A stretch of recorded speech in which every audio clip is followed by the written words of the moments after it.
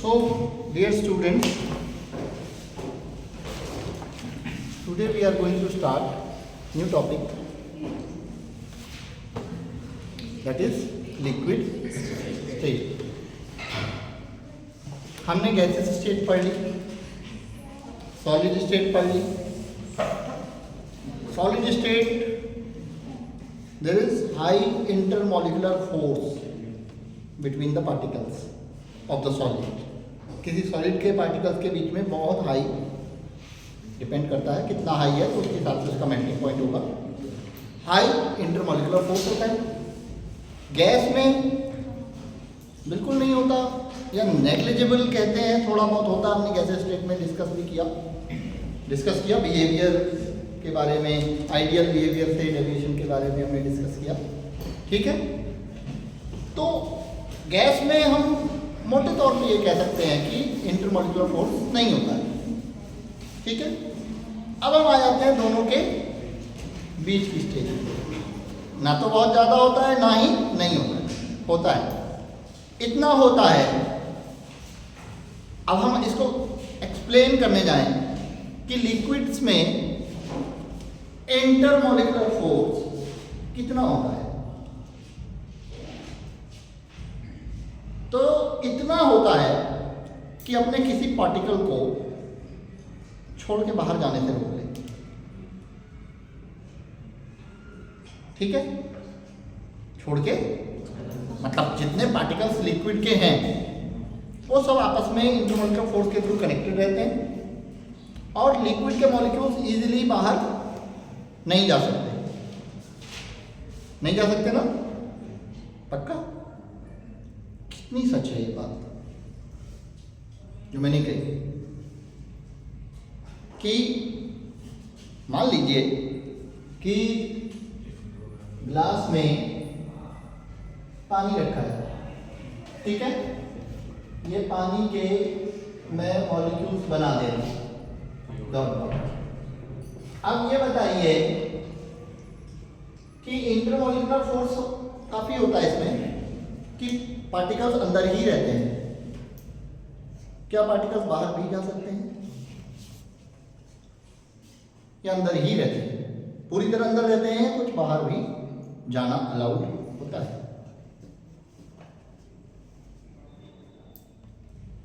इस सरफेस से लिक्विड के मॉलिक्यूल्स बाहर जा सकते हैं कि नहीं जा सकते? यस और नो? जा सकते हैं. चलो, जा सकते हैं. अब देखिए वर्ड मीनिंग समझिएगा. जा सकते हैं, क्या जाते हैं या नहीं जाते हैं? देखो, जैसे मैं यहां से बाहर जा सकता हूं. जा सकता हूं का मतलब जरूरी नहीं है जाऊंगा. जाऊंगा भी नहीं जाऊंगा, मेरी मर्जी है.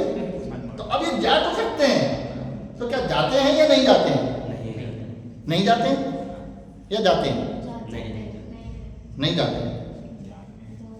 जाते हैं. कहीं भी लिक्विड हो तो लिक्विड की सरफेस पे उसकी वेपर्स होती हैं. लिक्विड की सरफेस पे उसकी वेपर्स होती है. अच्छा, एक चीज और बताता हूं. जैसे आप जानते हैं वेपर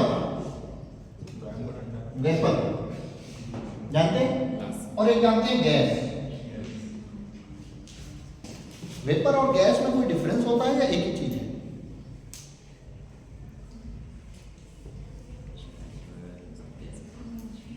पानी की भाप देखिए आपने, उसको वेपर कहते हैं. या जनरली किसी भी लिक्विड की गैसेस स्टेट को वेपर कहते हैं. तो है तो लिक्विड की गैसियस स्टेट है ना. तो व्हाट इज डिफरेंस? हम नाम गैस क्यों कहते थे? कोई डिफरेंस है या एक ही चीज है?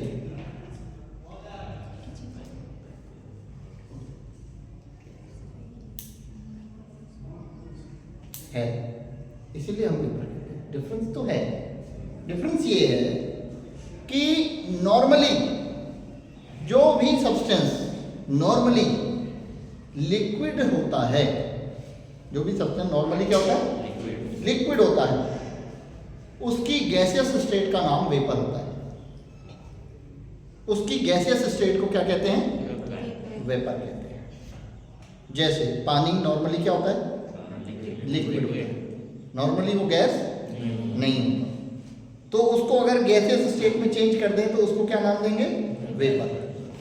ठीक इसी तरह अल्कोहल भी क्या होता है? लिक्विड होता है। उसको गैस में कन्वर्ट कर दें तो उसकी गैसियस स्टेट को क्या नाम देंगे? वेपर।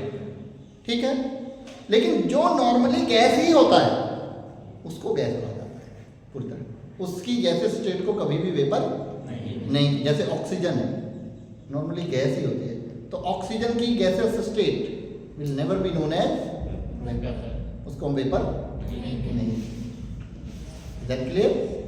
ठीक है, तो किसी भी लिक्विड की सरफेस पे उसकी वेपर्स हमेशा मौजूद रहती हैं, वो वेपराइज होता है। ठीक है, यानी कि कुछ मॉलिक्यूल्स ऐसा होता है ना, लिक्विड की खासियत क्या है? लिक्विड को कैसे डिफाइन करेंगे? कोई आपकी ओर से कुछ भी, कैसे हम कहेंगे कि व्हाट इज लिक्विड?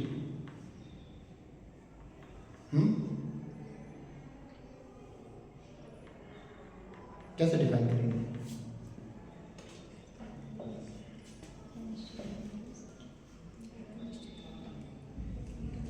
कुछ बोलो।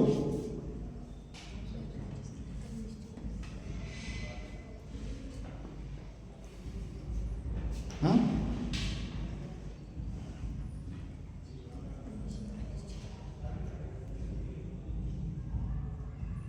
नहीं,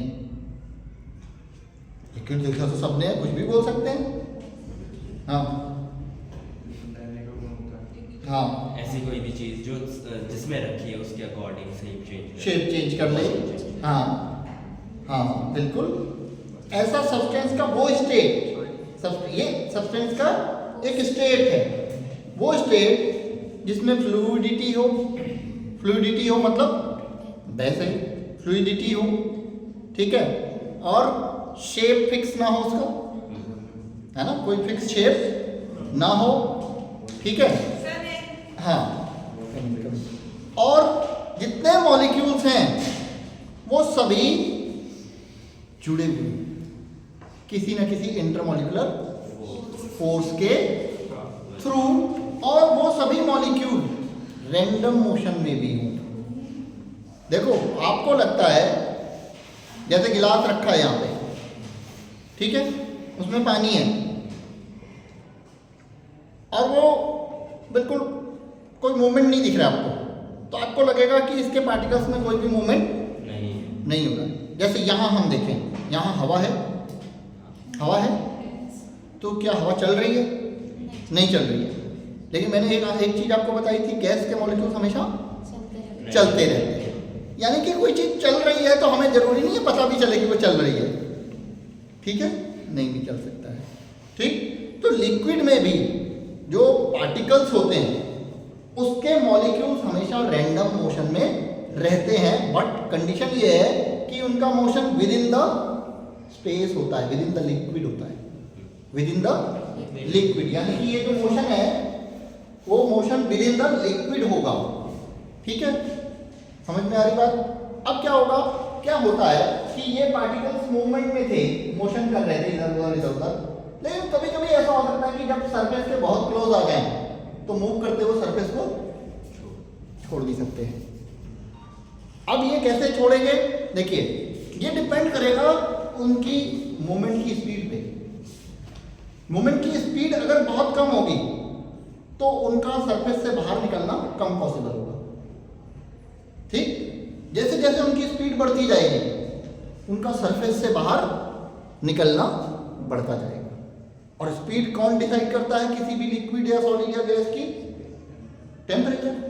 temperature is nothing but measurement of motion of the particle.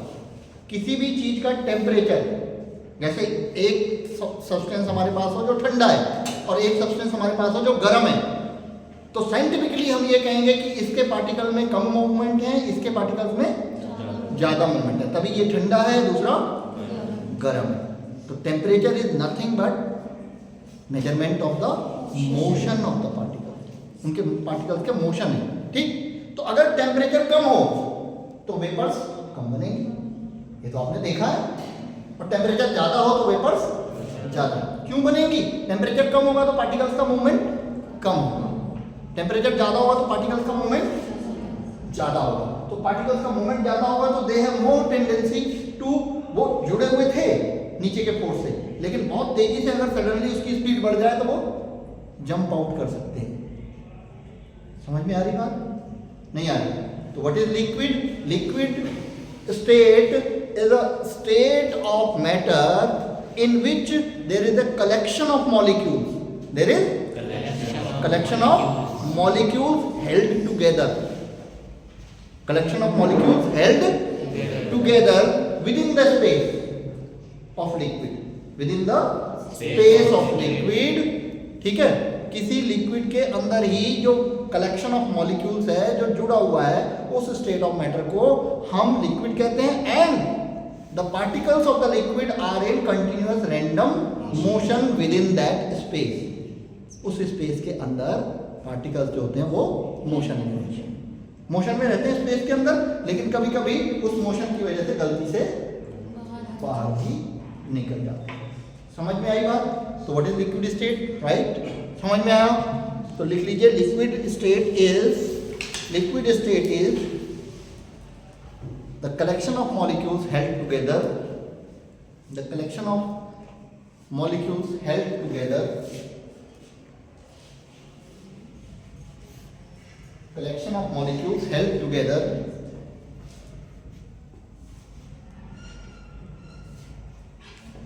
and have random motion and have random motion, collection of molecules held together and have random motion within that space, within that space, within that space। अब देखिए यहां से मैं ये पूरी बात देखना, collection of molecules कहा आपने, collection of molecules held together. अब ये सॉलिड है, ये भी तो कलेक्शन ऑफ मॉलिक्यूल्स है, और ये भी हेल्ड टुगेदर है। कलेक्शन ऑफ मॉलिक्यूल्स हेल्ड, बहुत सारे मॉलिक्यूल्स आपस में जुड़े हुए, यही मतलब है। लेकिन बाद की जो बात लिखी, and have random motion with in that space, ये नहीं होगा सॉलिड में। सॉलिड में random motion with in that space नहीं होगा। सॉलिड में जो particles can only vibrate eight their location, जो पार्टिकल्स होंगे सॉलिड के, वो मोशन नहीं कर सकते, मतलब अपनी जगह छोड़ नहीं सकते, लेकिन अपनी जगह पे वाइब्रेट कर सकते हैं। तो वाइब्रेशंस होते हैं उसके, लेकिन रैंडम मोशन नहीं होता। ये लिक्विड और सॉलिड में डिफरेंस है। क्या आप समझ गए? कोई दिक्कत नहीं। अब गैस में कलेक्शन ऑफ मॉलिक्यूल तो है ही नहीं, गैस में तो कलेक्शन होता ही नहीं, तो कहीं भी they are free from each other, कहीं भी मूव कर सकते हैं, कहीं भी जा सकते हैं। This is the difference between gas, liquid and solid. पूरी बात समझे? Now coming on to the intermolecular forces in the liquid. Intermolecular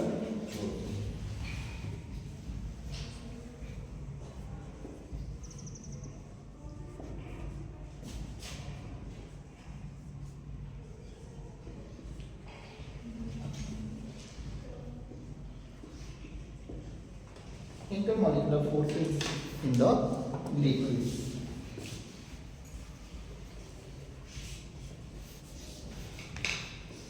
intermolecular forces जो लिक्विड्स में होते हैं जनरली, वो weak van der Waals forces होते हैं। क्या होते हैं? Weak van der Waals forces. बहुत स्ट्रांग होंगे तो किसी को अपने इधर मूवमेंट अलाउ नहीं करेंगे, जैसे कि सॉलिड में होता है। सॉलिड में जो इंटरमॉलिक्यूलर फोर्सेस होते हैं वो स्ट्रांग हो जाते हैं, थोड़े ज़्यादा हो जाते हैं कि वो मोशन अलाउ नहीं करते। ठीक है? लिक्विड्स में weak van der Waals forces होते हैं। There are weak van der Waals forces between the particles of the liquid, right? What are these weak van der Waals forces? First, dipole interaction।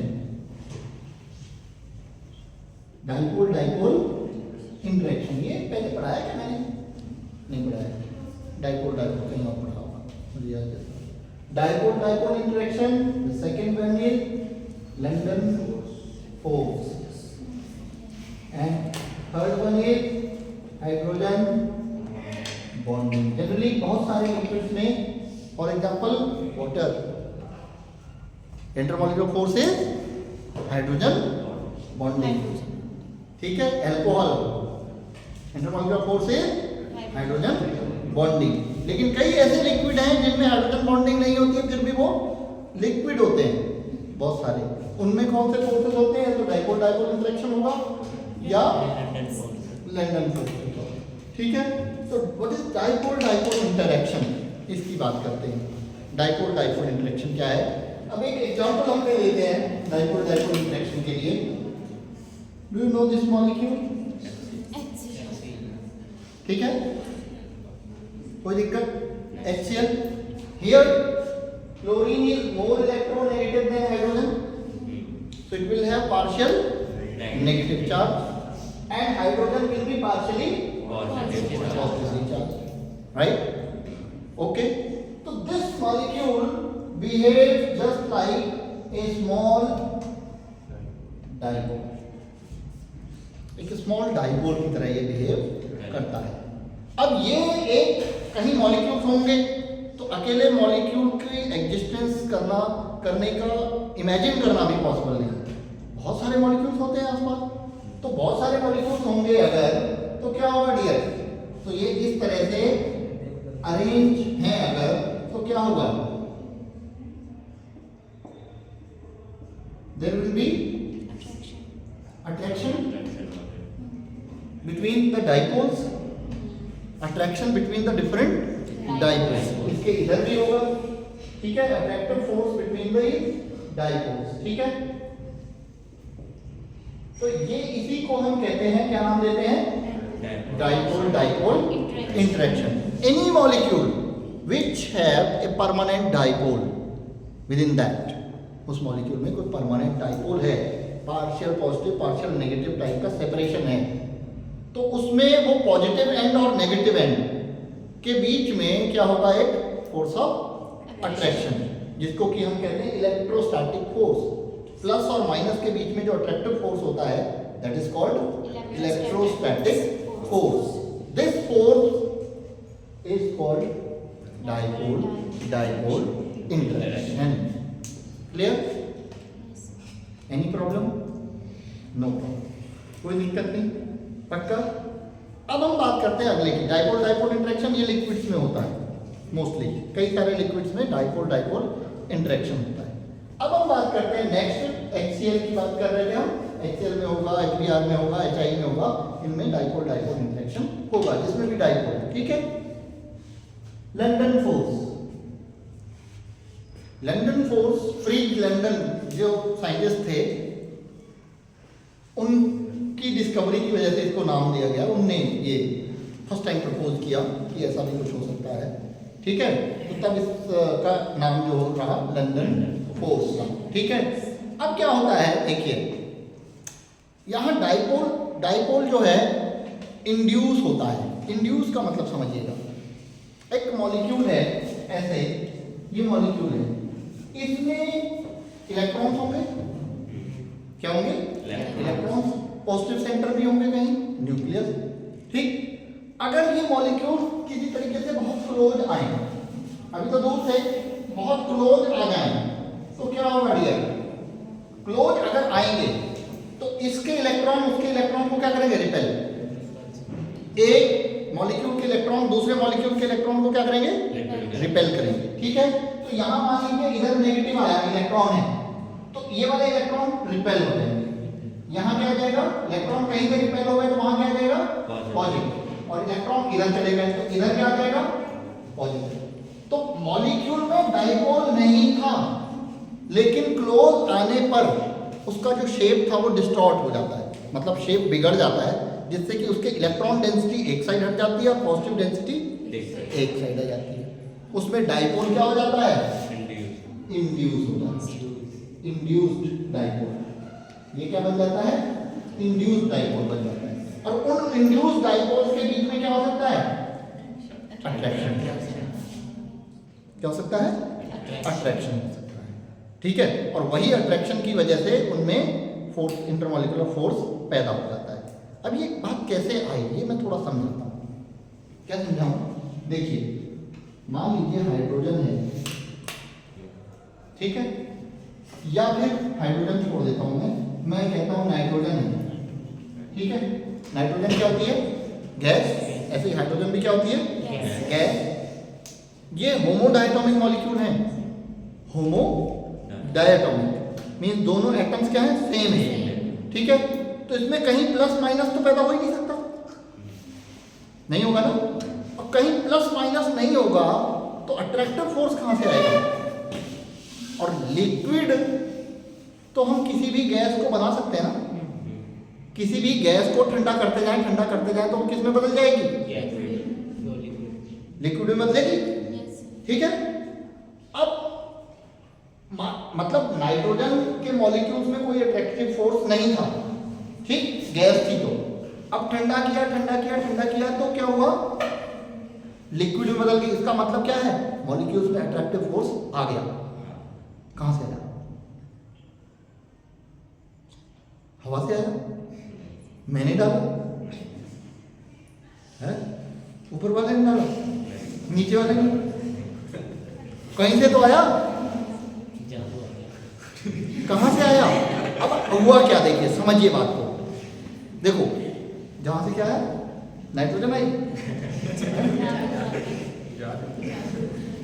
चलो, अब देखिए, कहने का मतलब ये है कि ऐसे मॉलिक्यूल्स जिनमें नॉर्मली कोई भी अट्रैक्टिव फोर्स नहीं होता है, उसको भी जब लिक्विड इवन सॉलिड भी बना सकते हैं ना।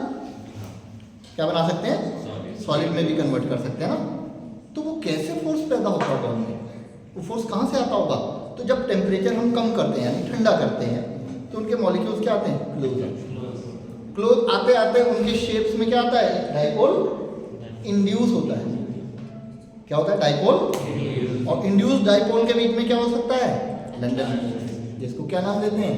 इंड्यूस डाइपोल्स के बीच में जो फोर्स ऑफ अट्रैक्शन पैदा होगा that will be known as London force. Correct? कोई दिक्कत?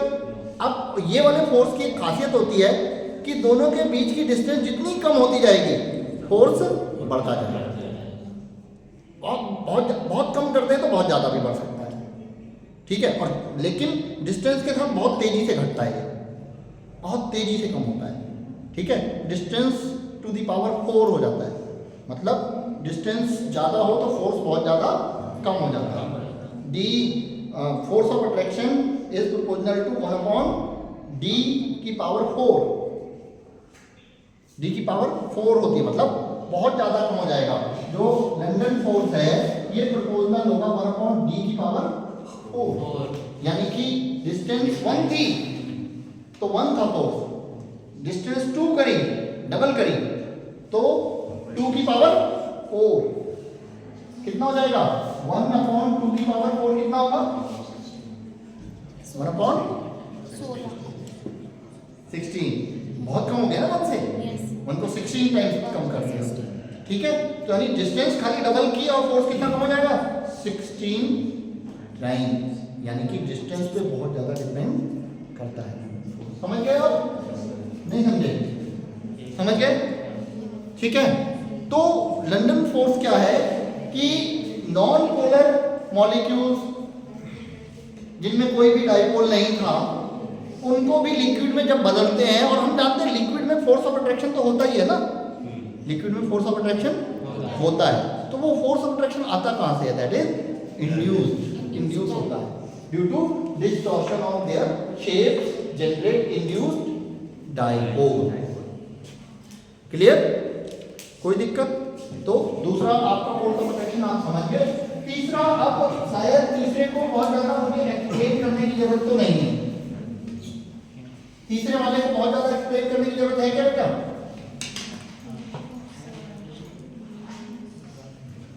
सब चुप है, इसका मतलब है हाइड्रोजन बॉन्डिंग आनी चाहिए भैया, आपको हाइड्रोजन बॉन्डिंग तो आनी चाहिए, है हाइड्रोजन बॉन्डिंग। अच्छा ये बताइए, थोड़ा सा चर्चा करते हैं बस, ठीक है। H2O एंड H2S, ठीक है, H2O H2S, दो मॉलिक्यूल, दोनों का आप मुझे मॉलिक्यूलर मास निकाल के बताइए।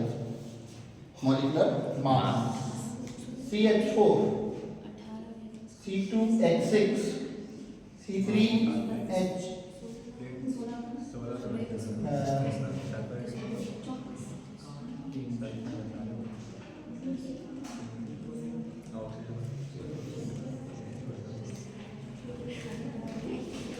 ठीक है, ऐसे ही और आगे बढ़ते जाएंगे हम। ये एल्केन की सीरीज, ठीक है। मैं ये क्यों बता रहा हूँ, थोड़ा मैं कुछ खास आपको एक्सप्लेन करना चाहता हूँ हाइड्रोजन बॉन्डिंग के बारे में, ठीक है। मॉलिक्यूलर मास आया इसका कितना 18, इसका 34, ठीक है, ठीक है। मॉलिक्यूलर मास किसका ज्यादा है, H2S का ज्यादा है, राइट। यहाँ मॉलिक्यूलर मास किसका ज्यादा होगा, ऑब्वियसली नीचे वाले का, ठीक है। और नीचे जाते जाएंगे तो ज्यादा होता जाएगा, ठीक है। अब एल्केन सीरीज में होता क्या है, एल्केन सीरीज में शुरू में ये चार क्या होते हैं, गैस। पांचवें तक जाते हैं पेंटेन में जाएंगे ना, butane, methane, ethane, propane, butane, pentane, hexane, उसके आगे जाएंगे तो क्या हो जाएंगे, लिक्विड। और C12 से ऊपर जाएंगे तो क्या हो जाते हैं, सॉलिड। यानी कि जैसे जैसे, अब मैं एक कोरिलेशन बता रहा हूँ आपको, कोरिलेशन देखिए, मॉलिक्यूलर मास बढ़ा तो गैस, गैस से फिर लिक्विड, लिक्विड से फिर सॉलिड, यानी कि मॉलिक्यूलर मास ज्यादा होता जाता है तो चीजें गैस से लिक्विड, लिक्विड से सॉलिड बदलती हैं, ठीक है। अब यहां बताइए कौन लिक्विड होगा कौन गैस होगा, ये लिक्विड होगा H2S। कुछ गलत नहीं लग रहा आपको उधर के हिसाब से, कुछ गलत नहीं लग रहा, मतलब मैं यहाँ झूठ बोल रहा था क्या, नहीं मैंने सच बोला भाई, ठीक है, ये सही है, ठीक है, होता है ऐसा। लेकिन यहाँ क्या हुआ फिर, इसको भी गैस बना दिया था पहले से, क्योंकि ये तो इससे भी छोटा भाई है ना, ये इसका बड़ा भाई है, बड़ा भाई गरीब है, ऐसा कैसे हो गया, हो जाता है, हाँ वो भाई में तो हो जाता है, लेकिन मॉलिक्यूल में जनरली नहीं होता है। तो कोई रीजन होगा, कोई रीजन होगा जो यहाँ ऐसा ऑब्जर्वेशन है कि ये लिक्विड है और ये गैस है, ठीक है। Reason is hydrogen bonding. इसमें नॉर्मल ये फोर्स हो सकते हैं H2S में जो कि हल्के होते हैं, डाइपोल डाइपोल इंटरेक्शन, लंडन को, ये स्ट्रॉन्ग फोर्सेस नहीं है उतने, लेकिन जिसमें भी हाइड्रोजन बॉन्डिंग हो गई मजा आ गया, बस ठीक हो गया, ठीक है, वो लिक्विड हो जाएगा जनरली, उसमें फोर्स ऑफ अट्रैक्शन बेसिकली बढ़ जाएंगे। तो हाइड्रोजन बॉन्डिंग होने के लिए क्या चाहिए होता है, what is hydrogen bonding, hydrogen तो चाहिए, बस ये बात तो पक्की है। उसके साथ में क्या चाहिए, क्या, highly electronegative atom. When hydrogen is bonded, covalently bonded to electronegative atom, highly electronegative atom, then it can form hydrogen bonding. कौन होते हैं इलेक्ट्रोनेगेटिव एटम, फोन, फोन तो नहीं भूलेगा कोई, फोन भूलेगा कोई, अरे आज दुनिया आदमी माँ बाप भूल जाएगा है, दोस्त भूल जाएगा, बीवी भूल जाएगा, फोन नहीं भूलेगा है, बाथरूम में भी लेके जाता है। चाइना ने तो वाटर प्रूफ बना दिए, ले जाओ नहाते समय भी देखो, क्यों, इसीलिए तो बनाया हूँ, जरूरत क्या है वाटर प्रूफ की, कोई जो इंडिया में भी आने लग गए कई वाटर प्रूफ आने लग गए, तो आपको लोग नहाते नहाते भी देखेंगे, ना यार मजा नहीं आ रहा, नहाते हुए भी रील बनाएंगे, चलो जो भी। फोन, फोन मतलब CON, ये 3 ऐसे एलिमेंट हैं जो हाइड्रोजन के साथ जुड़ने पे हाइड्रोजन बॉन्डिंग करते हैं। यानी कि hydrogen is bonded to nitrogen, hydrogen is bonded to oxygen, hydrogen is bonded to chlorine. अगर ये सिचुएशन है then there will be hydrogen bonding होगी, ठीक है। और हाइड्रोजन बॉन्डिंग है क्या? एक तरह का डाइपोल डाइपोल इंटरेक्शन है, स्ट्रॉन्ग डाइपोल डाइपोल इंटरेक्शन है। बस कैसे देखें,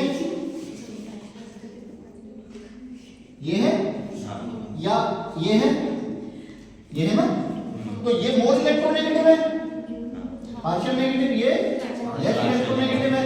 तो ये देखिए ना, वही तो है जो HCl में किया हमने, जो HCl में किया, यहां कुछ अलग थोड़ी है, लेकिन इसकी जो ये बॉन्डिंग है ये थोड़ी इसके कंपैरिजन में जो HCl हमने पहले बात की थी डाइपोल डाइपोल वाला, ये स्ट्रॉन्गर है, थोड़ी ज्यादा मजबूत है। That's why it is considered separately, इसको हम अलग से बात करते हैं। इसमें ये क्या होगा, पार्शियल पॉजिटिव पार्शियल नेगेटिव। ऐसे ही OH partial positive partial negative. कई बार एक सवाल आता है, ये सवाल मैं आपके लिए छोड़ता हूँ, घर पे ना बना बना के देखना और ये पता लगाने की कोशिश करना कि एक वाटर मॉलिक्यूल आसपास के कितने मॉलिक्यूल्स के साथ हाइड्रोजन बॉन्ड बना सकता है। वाटर मॉलिक्यूल के आसपास और वाटर मॉलिक्यूल भी होंगे ना, यहाँ तो मैं यही बना रहा हूँ, ये भी तो बनाएगा, ये भी तो बनाएगा, और भी तो बनेंगे। तो ये आपके एक्सरसाइज के लिए छोड़ रहा हूँ, बाद में कभी डिस्कस करेंगे हम। सही आंसर मैं इसका आपको बताऊंगा फिर, ठीक है। कि a single water molecule can form how many hydrogen bonds, कितने बना सकता है। तो ये घर पे आप करके देखना, जिसको करने की इच्छा हो, ठीक है। नहीं हो तो कोई दिक्कत नहीं, you can go on phone, है ना। फोन तो खूब चलाते कभी, बढ़िया से।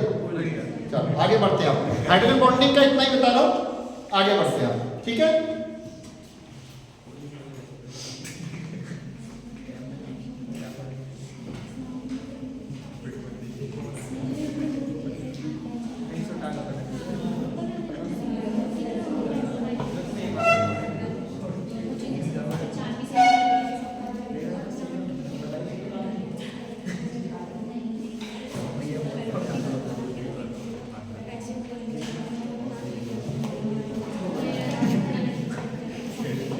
तो अब हम बात करेंगे बेटा physical properties of liquid. Physical property of liquid,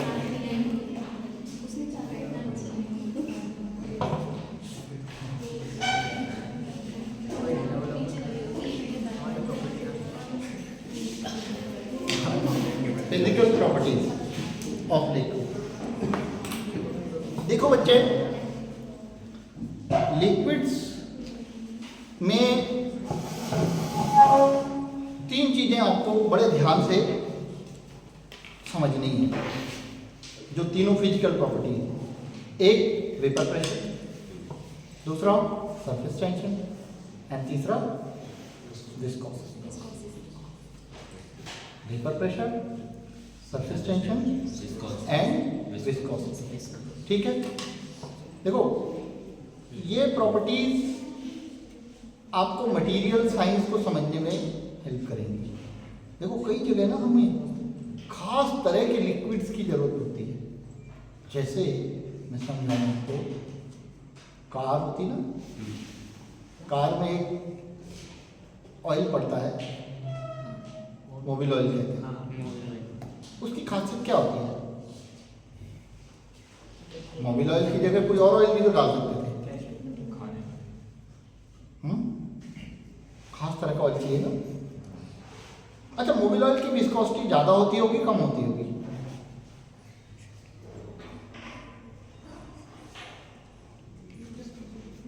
viscosity ज्यादा होती होगी, हाँ? क्योंकि उसको फ्रिक्शन का करना है, या किसी भी बैटरी या मैकेनिज्म अब बेचारे को फ्रिक्शन कम करना है और खुद में ही फ्रिक्शन बहुत है, तो क्या कम कर पाएगा? सर अगर ज़्यादा लिक्विड होगी तो फिर वो उन दो के बीच में वापस नहीं कर पाएगा है। चलो ये भी आपके लिए छोड़ रहा हूँ मैं, सर्च आउट।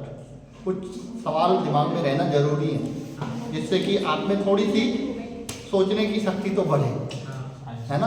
हालांकि सोचना सब बेकार का काम लग रहा है बच्चों को, हैं? क्यों सोचते हो? अच्छी चीज़ है। चलो ये सोचने के लिए आपके लिए छोड़ता हूँ कि जो ल्यूब्रिकेंट्स हैं वो क्या है? ल्यूब्रिकेंट है ना। तो ल्यूब्रिकेंट हमें ज़्यादा विस्कस चाहिए कि कम विस्कस चाहिए? ल्यूब्रिकेंट की विस्कोसिटी ज़्यादा चाहिए होती है या कम चाहिए होती है? ये इसलिए मैं आपके लिए छोड़ रहा हूँ कि हर जगह आपको खास तरह की चीज़ों की रिक्वायरमेंट होती है। कोई आपने चीज़ प्रिपेयर, कुछ डिज़ाइन करना है, कुछ एक स्पेसिफिक चीज़ करना है, तो there will be a specific material required to fulfil that requirement वहाँ चीज़ों को। तो उस तरह की चीज़ों को समझने के लिए आपको थोड़ी सी उस तरह की क्रिटिकल थिंकिंग चाहिए, ठीक है। तो अब मैं बात करूं हमारी फिजिकल प्रॉपर्टीज क्या क्या है। पहला देखते हैं, पहला हम वेपर प्रेशर, दूसरी surface tension and third one is viscosity. Vapour pressure की बात करते हैं। आप में जो कोर्स में है वो इन दोनों की बात है, इसकी बात नहीं है, लेकिन हल्का इंट्रोडक्टरी में इसको भी बता, वो भी है, ठीक है। इंट्रोडक्टरी ज़्यादा डीप नहीं जाएंगे इसमें, थोड़ी सी बात करेंगे, फिर हम सरफेस टेंशन और विस्कोसिटी पे ज़्यादा बात करेंगे, ठीक है। तो what is vapour pressure? Vapour pressure अगर किसी कंटेनर के अंदर कोई लिक्विड रखा हुआ है, ठीक है। अब मैं सिंपली ये मान लेता हूं कि आपके घर पे एक भगोने में पानी रखा है, ठीक है, और उसको आपने ढक दिया। क्या कर दिया? ढक दिया, बढ़िया से अच्छे से ढक दिया। तो 4-5 घंटे बाद अगर आप ढक्कन उठाएंगे तो ढक्कन में क्या दिखेगा? कुछ बूंदे दिखेंगे। क्या मतलब है इसका? भाई भगोने में पानी रखा, ठीक है, इसको ढक दिया। 1-2 घंटे बाद, 3 घंटे बाद आपने जब ढक्कन उठाया तो ढक्कन पे नीचे से आपको कुछ ड्रॉप्स दिखती हैं, बूंदे दिखती हैं पानी। What does it means? Water evaporate वाला फिर कंडेंसेट। हाँ, यहाँ 2 चीजें एक साथ चलती हैं। क्या? शुरू में जब आपने ढक्कन लगाया तो कंटेनर के अंदर जो खाली जगह थी वहां वेपर्स अभी नहीं थी ज़्यादा, अभी तो नहीं थी ना। अब धीरे धीरे यहाँ वेपर्स भरने लगे, वेपर्स बढ़ने लगे, क्योंकि लिक्विड विल वेपराइज, कुछ लिक्विड की वेपर्स बनेंगी। वेपर ज़्यादा होती जाएंगी, काफ़ी ज़्यादा हो जाएंगी एक टाइम बाद। अब क्या होगा? अब दूसरा प्रोसेस चालू हुआ, यहाँ जाएंगी, टकराएंगी, ठंडी होंगी, वो फिर से किस में कन्वर्ट होना शुरू हो जाएंगी? लिक्विड में। यानी कि वेपराइजेशन एंड कंडेंसेशन दोनों चलता रहेगा, दोनों चलेगा, ठीक है। एक टाइम आएगा कि शुरू में मैंने कहा वेपर्स कम थी, धीरे धीरे वेपर्स बढ़ी, यानी कि वेपर्स बढ़ी तो वेपर्स का प्रेशर भी बढ़ेगा। क्या होगा? वेपर्स का प्रेशर भी बढ़ेगा ना। जब यहाँ आप कुछ गैस नहीं थी और गैस आ गई और बढ़ने लगी तो उसका क्या होगा? प्रेशर बढ़ता जाएगा, ठीक है। वो वेपर्स यहाँ कुछ प्रेशर लगाएंगे, ठीक है। तो धीरे धीरे वेपर्स बढ़ती जाएंगी और जब काफ़ी बढ़ जाएंगी तो वो वेपर्स रिवर्स लिक्विड में भी बदलना शुरू हो जाएंगे, दोनों प्रोसेस चलेंगे। तो दोनों प्रोसेस जब इक्विलिब्रियम में आ जाएंगे, जब rate of vaporisation and rate of condensation बराबर हो जाएंगे, तब यहाँ वेपर्स का क्वांटिटी क्या हो जाएगा? कांस्टेंट हो जाएगा। वेपर्स अब ना बढ़ेंगी ना घटेगी। घटेंगी, इक्विलिब्रियम बन जाएगा। मतलब जितनी वेपर थी उतनी ही रहेंगी। उस टाइम पे जो यहाँ का प्रेशर होता है उसको हम क्या कहते हैं? वेपर। जो प्रेशर होता है that is called vapour pressure. समझ में आया क्या है vapour pressure? Vapour pressure is the pressure of the vapours of given liquid when there is a equilibrium between vaporisation and condensation, दोनों में। मतलब वेपर प्रेशर आप एकदम, आपने क्या किया, भगोना रखा, उसमें बर्तन रखा और उसमें एक प्रेशर मेजरमेंट का इंस्ट्रूमेंट लगा दिया, तो शुरू में आप देखेंगे थोड़ा प्रेशर बढ़ेगा बढ़ेगा बढ़ेगा बढ़ेगा, एक टाइम तक बढ़ेगा, फिर थोड़ा सा घटना शुरू होगा। जब खाली वेपर्स बन रही होंगी तो बढ़ रहा होगा, फिर वेपर्स जब कंडेंस होने लगेगी थोड़ा सा घटेगा और फिर फिक्स हो जाएगा। अब ना बढ़ेगा ना घटेगा, क्योंकि अब आप समझ जाएंगे कि अब इक्विलिब्रियम मेंटेन हो गया। तो जिस टाइम इक्विलिब्रियम मेंटेन हो गया होगा, at that time pressure of that vapour is known as vapour pressure. और हर लिक्विड का गिवन टेम्परेचर पे वेपर प्रेशर फिक्स होता है। हर लिक्विड का गिवन टेम्परेचर पे वेपर प्रेशर फिक्स होता है। बेटा ये हम लिक्विड पढ़ रहे हैं तो वेपर प्रेशर समझाना मेरा काम था, क्योंकि आगे हम बढ़ेंगे अभी अगले सेमेस्टर्स में, तो वेपर प्रेशर के साथ बहुत काम करना है हमें। राउल्ट्स लॉ पढ़ना है, राउल्ट का नियम पढ़ा हो तो पहले, राउल्ट्स लॉ पढ़ना है, और भी उससे फिर elevation of boiling point, depression of freezing point, ये सब वेपर प्रेशर का खेल है। वेपर प्रेशर के साथ ही सारी चीजें होती हैं, ठीक है। तो इसके साथ हमने करनी है आगे चीजें, दैट्स वाई एक इंट्रोडक्टरी बात हमने कर ली। समझ में आया what is vapour pressure? Every liquid have its own characteristic vapour pressure at given temperature, किसी खास टेम्परेचर। अब क्या हो, एक चीज मुझे बताइए कि अगर इसको गर्म कर दें तो ऑब्वियसली आप शायद बता सकते हैं कि वेपर प्रेशर पे क्या फर्क पड़ेगा। गर्म कर दें तो वेपर प्रेशर पे क्या फर्क पड़ेगा? इक्विलिब्रियम पोजीशन डिस्टर्ब होगी। हाँ, तो वेपर प्रेशर क्या होगा, बढ़ेगा या घटेगा? बढ़ेगा ऑब्वियसली, क्योंकि गर्म करने से वेपर्स बढ़ेगी, ऑब्वियसली बढ़ेंगी। गर्म करेंगे तो मॉलिक्यूल्स की काइनेटिक एनर्जी बढ़ेगी, काइनेटिक एनर्जी बढ़ेगी तो वो वेपराइज ज़्यादा होंगे, वेपराइज ज़्यादा होंगे तो ऑब्वियसली वेपर प्रेशर भी बढ़ेगा। टेम्परेचर बढ़ाने से वेपर प्रेशर बढ़ता है हमेशा, ठीक है। नेक्स्ट वेपर प्रेशर की बात हो गई। Now coming on to the most important topic, that is surface tension.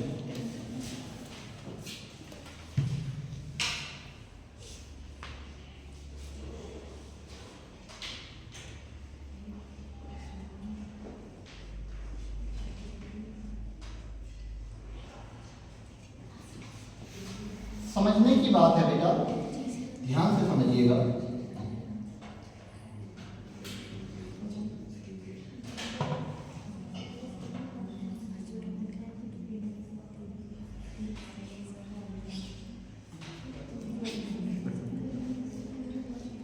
ठीक है, there is intermolecular forces between the particles of liquid. Liquid के पार्टिकल्स में इंटरमॉलिक्यूलर फोर्सेस, ठीक है। अब ये वाला देखिएगा, इस वाले मॉलिक्यूल पे कहीं को फोर्स रिजल्टेंट बचेगा क्या? नहीं बचेगा ना। कोई भी किसी भी तरफ को कोई फोर्स रिजल्टेंट नहीं रहेगा, क्योंकि चारों तरफ से इक्वल फोर्स है। अब इसकी बात करें, इस पे कोई रिजल्टेंट फोर्स बचेगा? डाउनवर्ड्स, नीचे को एक फोर्स होगा ना? क्यों होगा? क्योंकि ऊपर से कोई फोर्स लग रहा है। हाँ, अनबैलेंस फोर्स होगा इस पे। जो मॉलिक्यूल्स अंदर हैं उनमें तो जो इंटरमॉलिक्यूलर फोर्स है वो क्या होगा? बैलेंस होगा। लेकिन जो मॉलिक्यूल सरफेस में है बेचारे, उनमें नीचे को तो फोर्स लग रहा है, अट्रैक्टिव फोर्स, लेकिन ऊपर कोई है ही नहीं, तो उनमें नीचे को डाउनवर्ड एक फोर्स काम करेगा। That downward force is known as what? उसी को हम सरफेस टेंशन के नाम से जानते हैं। आपने ब्यूरेट में काम किया, यस सर। ब्यूरेट में काम किया या पिपेट में काम किया? एक चीज नोटिस की होगी, जब उसके अंदर लिक्विड रहता है तो ऐसे रहता है, क्या रहता है? ऐसे रहता है, कभी भी सरफेस उसकी सीधी नहीं होती। क्यों? डाउनवर्ड फोर्स, नीचे को जो फोर्स काम कर रहा है ना वो कुछ बीच के मॉलिक्यूल्स को नीचे खींचेगा, फोर्स लगेगा। इधर उधर वाले जो इसके साथ चिपक के ऊपर बढ़ जाते हैं, जो वॉल्स होते हैं ना, कई ऐसे भी चीजें होती हैं जिनमें कि ये मेनिस्कस उल्टा बनता है। मरकरी देखेंगे तो उसका मेनिस्कस उल्टा बनता है। यहाँ क्या है, ये जो इसके जो कांच है, ब्यूरेट की बात करें तो उसके और लिक्विड के बीच में अट्रैक्टिव फोर्स है, तो वो ऊपर को चढ़ जाता है। अगर रिपल्सिव फोर्स हो तो ऐसा हो जाएगा। ठीक है, समझ में आई बात? तो इसी को हम कैपिलरी एक्शन में समझते भी हैं, capillary action. What is surface tension? Note it down. Surface tension क्यों होता है ये समझ गए? क्यों होता है surface tension? Due to unbalance forces on the surface molecule. जो सरफेस के मॉलिक्यूल्स होते हैं उन पे फोर्स क्या होता है? अनबैलेंस। ठीक है, और सरफेस टेंशन की वजह से क्या होता है? कहते हैं ना हमारी धरती क्या है? गोल है ना? गोल है। क्यों है? क्यों है गोल?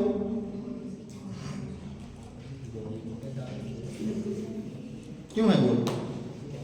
क्योंकि हर पार्ट में से अंदर को एक सेंटर की तरफ को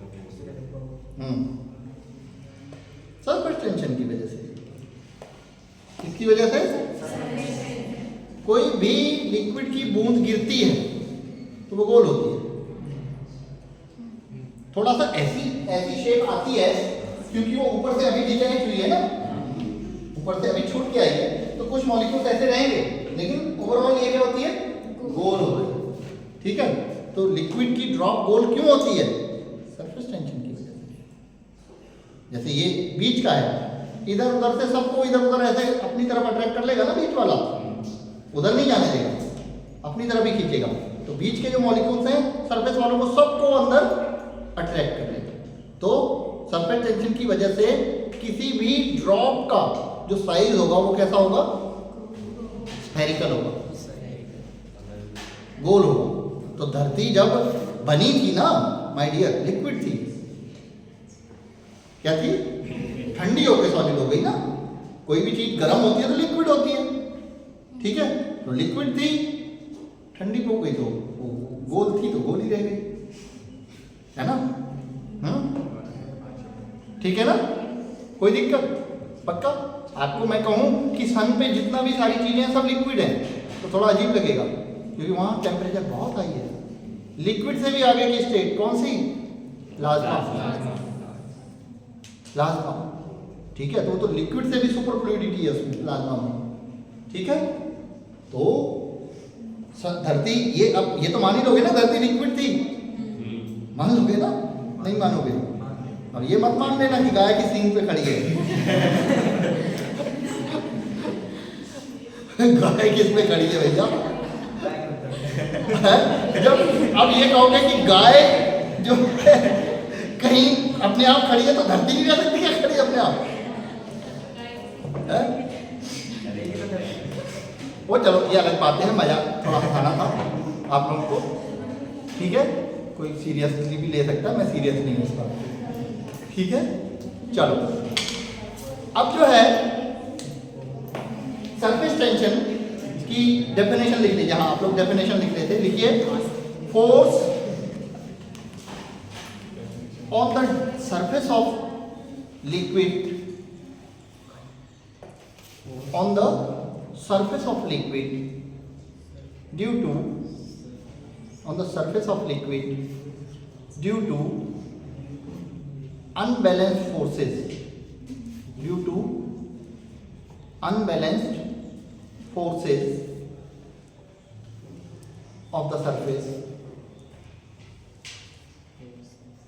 due to unbalanced forces of the surface is called surface tension. Is called surface tension.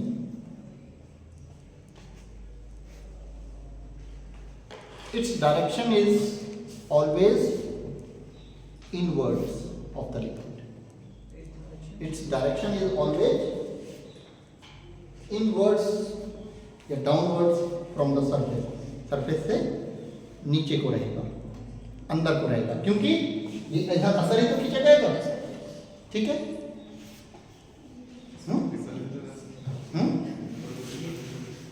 Repel liquid में तो अट्रैक्शन ही होगा ना, रिपल्शन कहाँ होगा? अगर रिपल्शन होगा तो वो अंदर रहेगा, तो मॉलिक्यूल भाग जाएगा, है ना? लिक्विड में जितना भी इंटरमॉलिक्यूलर फोर्स होता है उसी की बात कर रहे हैं, वो तो अट्रैक्टिव ही होगा ना, अट्रैक्टिव ही होगा, ठीक है? बात समझ में आ गई? कोई दिक्कत? अब हम बात करें इसकी एग्जैक्ट डेफिनेशन की, तो एग्जैक्ट डेफिनेशन थोड़ी सी अलग है, तो इन्वर्टेड कॉमास में लिख लीजिए एग्जैक्ट डेफिनेशन क्या है, लिख लीजिए पहले, फिर समझा देता हूँ। फोर्स इन डायन, DYNES, डायन CGS यूनिट है फोर्स की, डायन। SI यूनिट फोर्स की क्या होती है? न्यूटन। और CGS यूनिट क्या होती है? Nine.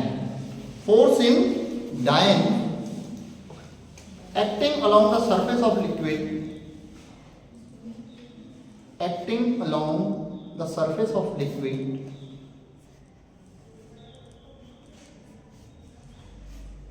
along the surface of liquid at right angle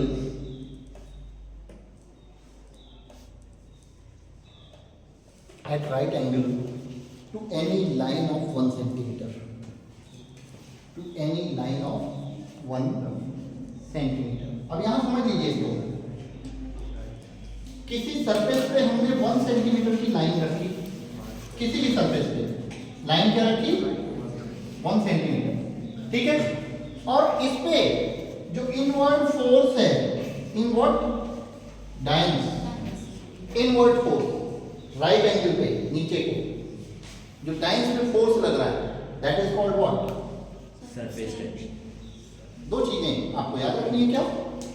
1 centimetre की लाइन, उस पे राइट एंगल पे फोर्स इन डायन, ठीक है? Is called what? Surface tension. Clear? कोई दिक्कत? एट 1 सेंटीमीटर लेंथ पे जो फोर्स, हम पूरा मान लें तो फोर्स बहुत ज्यादा हो जाएगा, ठीक है? क्योंकि जितना बड़ा सरफेस होगा फोर्स उतना ज्यादा होगा, तो हम इसको फिक्स कर देते हैं, क्योंकि हर लिक्विड का फोर्स कभी ज्यादा हो जाएगा, कभी कम हो जाएगा। तो हम इसको करेक्टराइज कैसे करेंगे कि किस लिक्विड का ज्यादा है, किस लिक्विड का कम है? तो हमने सरफेस एरिया को कितना कर दिया? लाइन में ले लिया, कितना? 1 सेंटीमीटर।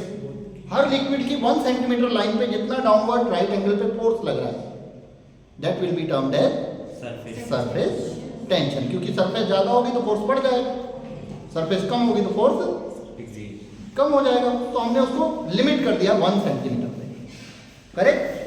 कोई दिक्कत? द यूनिट, इसकी यूनिट जो होती है वो dyne centimetre inverse, dyne centimetre inverse in CGS system और newton metre inverse in SI system. याद रखिएगा, SI सिस्टम में न्यूटन मीटर इनवर्स होगी और CGS सिस्टम में डायन सेंटीमीटर इनवर्स, ठीक है? कोई दिक्कत? यूनिट पूछी जाती कई बार, ठीक है? याद रखिएगा, dyne centimetre inverse. And now coming on to the methods of determination of surface tension. ये इंपॉर्टेंट है, ये कई बार एग्जाम्स में पूछा गया बेटा, ठीक है? अब आप लोग मुझे लगता है थक गए,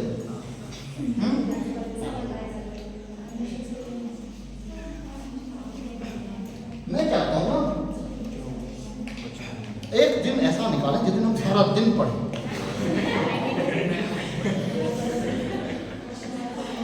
अच्छा मजाक करते हो गए हैं? नहीं, देखो मैं देख लेता हूँ आप लोगों का बिहेवियर, तब मैं थोड़ा सा स्लो हो जाता हूँ फिर। देखो आप लोगों ने नोटिस किया, अब हमारे पास टाइम की थोड़ी बाउंडेशन नहीं है तो मैं बड़ा इजीली पढ़ाता हूँ, स्लो, कोई जल्दीबाजी नहीं। लेकिन जब टाइम बाउंडेशन थी मैं बड़ा स्पीड में रहता हूँ, आपने देखा, तेजी होती है पढ़ाने में, ताकि कुछ तो पढ़ाया जाए। अगर इसी मोशन से चलूंगा तो कुछ नहीं हो पाएगा उतने टाइम में, ठीक है। तो आज तो मैं फ्री रहता हूँ, पता है, ठीक है। तो इजीली रिलैक्स मोड में पढ़ते हैं, ठीक है। अब हम बात करते हैं मेथड्स ऑफ, दो मेथड्स बात करेंगे, उसके बाद फिर विस्कोसिटी हम बाद में करेंगे, कोई दिक्कत चलेगा एकदम या नहीं? दो मेथड, जिसमें से एक मेथड आपने लैब में की है, सरफेस टेंशन निकालने की एक मेथड कर रखी है, एक दूसरी है जिसको कि हम डिस्कस करने जा रहे हैं, ठीक है। कैपिलरी मेथड, पहला capillary method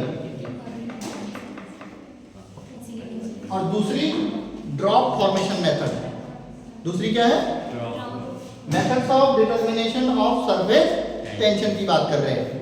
first is capillary method, second is drop formation method, ठीक है। कैपिलरी मेथड जो है कैपिलरी एक्शन पे डिपेंड करती है। कैपिलरी एक्शन क्या है? जब किसी लिक्विड में कोई आप कैपिलरी, पतली सी कैपिलरी ट्यूब इंसर्ट करते हैं, कोई पतली कैपिलरी ट्यूब इंसर्ट करते हैं, तो क्या होता है आपको पता है? वो लिक्विड जो है उस कैपिलरी में अपनी सरफेस से थोड़ा ऊपर चला जाता है, इसको कैपिलरी एक्शन कहते हैं। और कैपिलरी एक्शन का यूज क्या है पता है? कैपिलरी एक्शन का यूज, दिवाली आई थी, दिए जलाए थे ना, तो दिए में जो तेल की बत्ती रहती है उसमें ऊपर तक तेल कैसे पहुंचता है? ऊपर आ जाता है ना तेल, कैसे आता है? Capillary action. उसमें भी जो कॉटन आप बनाते हैं ना, उसमें पतले पतले कैपिलरी फॉर्म हो जाते हैं अंदर, और उनसे लिक्विड अपनी सरफेस से भी ऊपर तक चला जाता है।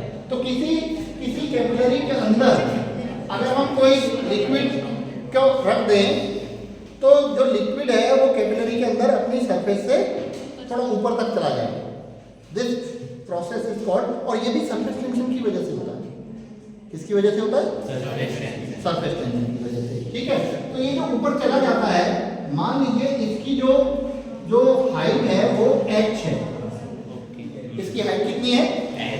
h, ठीक है। अब इस पे ये कितना ऊपर जाएगा?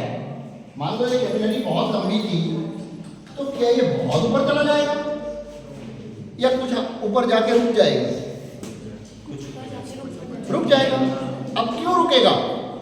देखिए, इसमें सरफेस टेंशन की वजह से कुछ फोर्स तो ऊपर को लग रहा है और ग्रेविटी की वजह से कुछ फोर्स नीचे। जब ऊपर वाला फोर्स और नीचे वाला फोर्स क्या होंगे? इक्वल हो जाएंगे। Upward force and downward force क्या हो जाएंगे? इक्वल हो जाएंगे। तो क्या होगा? वो रुक जाएगा, वहां पे उतनी हाइट पे क्या होगा? रुक जाएगा। तो अब इसी को समझना है। तो ये मान लीजिए ये कैपिलरी में थोड़ी बड़ी बना देता हूं, ठीक है, और इसकी ये सरफेस से हाइट h थी, ठीक है, और इस पे जो सरफेस पे एक लग रहा था अपवर्ड फोर्स और एक लग रहा था डाउनवर्ड फोर्स। दो फोर्सेस काम कर रहे हैं, एक अपवर्ड और एक डाउनवर्ड। अपवर्ड फोर्स कितना लग रहा होगा इसकी बात करेंगे, और डाउनवर्ड फोर्स कितना लग रहा होगा इसकी बात करेंगे, ठीक है। और ये दो बातें अगर हम समझ गए तो हम ये मेथड समझ जाएंगे। यही दो बातें हमने समझनी है, ठीक है। नीचे को जो फोर्स लग रहा है वो ग्रेविटेशन की वजह से, ये अपवर्ड फोर्स है, ठीक, और ये डाउनवर्ड, ठीक। अपवर्ड फोर्स में दो फैक्टर है, एक तो ये कैपिलरी है, ठीक है, एक क्या है? कैपिलरी है, और दूसरा सरफेस टेंशन। दो फोर्स काम करते हैं। कैपिलरी और सरफेस टेंशन। तो कैपिलरी की रेडियस हमने मान लिया r है, कैपिलरी की रेडियस कितनी है r है, तो 2 पाई r gamma is upward force, 2 pi r gamma is surface tension, gamma क्या है surface tension, gamma is symbol for surface tension. तो जो अपवर्ड फोर्स होगा that will B 2 pi r gamma, ठीक है। और जो डाउनवर्ड फोर्स है, downward force that will B 2 pi r square, pi r square h d g, pi r square h d g।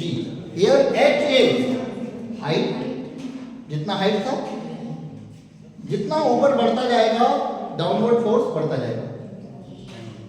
अच्छा आप पढ़ा है? अच्छा मैंने कुछ नहीं देखा, कोई कॉन्फिडेंस? अच्छा चलो ठीक है डियर, ठीक है। सभी बच्चे उधर